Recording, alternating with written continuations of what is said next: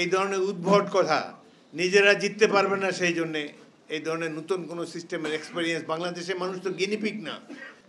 1996 সালে অনেক লেজে গোবর অবস্থায় আমরা নির্বাচন করেও 120টি আসন পেয়েছি। তখন এই জামাতে ইসলামী, আওয়ামী লীগ ঐক্যবদ্ধভাবে বিএনপিকে প্রতিরোধ করার চেষ্টা করেছিল।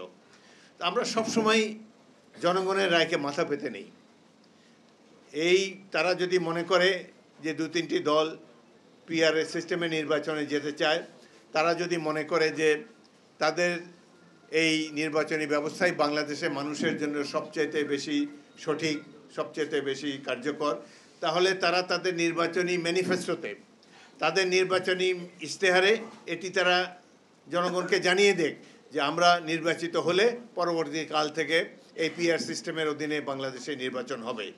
কিন্তু 2-3টি রাজনৈতিক দল মিলে তো একটি নির্বাচনী ব্যবস্থা জনগণের উপরে চাপিয়ে দিতে পারে না। পৃথিবীর কোথাও এরকম হয় না। গণতান্ত্রিক ব্যবস্থা হলো জনগণের সম্মতিতে সিদ্ধান্ত গ্রহণ।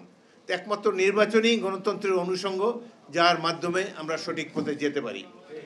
সুতরাং আশা করব এই ধরনের উদ্ভট কথা, নিজেরা জিততে পারবে না সেই জন্যে এই ধরনের নতুন কোনো সিস্টেমের এক্সপেরিয়েন্স বাংলাদেশের মানুষ তো গিনিপিগ না। 17 বছর অনেক কষ্ট করেছি আমরা। সাধারণ মানুষকে অনেক পরিশ্রম দিতে হয়েছে, জীবনের বিনিময়ে কত পরিবার ধ্বংস হয়ে গিয়েছে।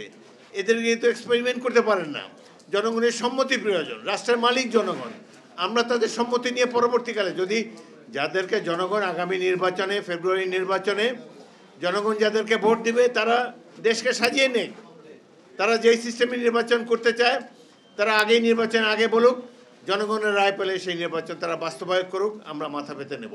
কিন্তু এইভাবে জনগণের উপর অত্যাচার করে নিজেদের স্বার্থে, নিজস্ব দলীয় স্বার্থে অদ্ভুত নির্বাচনী ব্যবস্থা, যার সাথে আমাদের দেশের জনগণ পরিচিত নয়, এই ব্যবস্থা আমরা চালু হতে দিতে পারি না।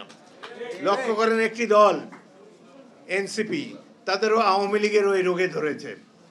আওয়ামী লীগ যেমন ক্লেম করে বাংলাদেশ তারাই স্বাধীন করেছে, এনসিপির এই সদ্য সাবালক এই ছাত্ররা তারাও বলতে চায় যে এই শেখ হাসিনা সরকারের নাকি তারাই পতন ঘটিয়েছে।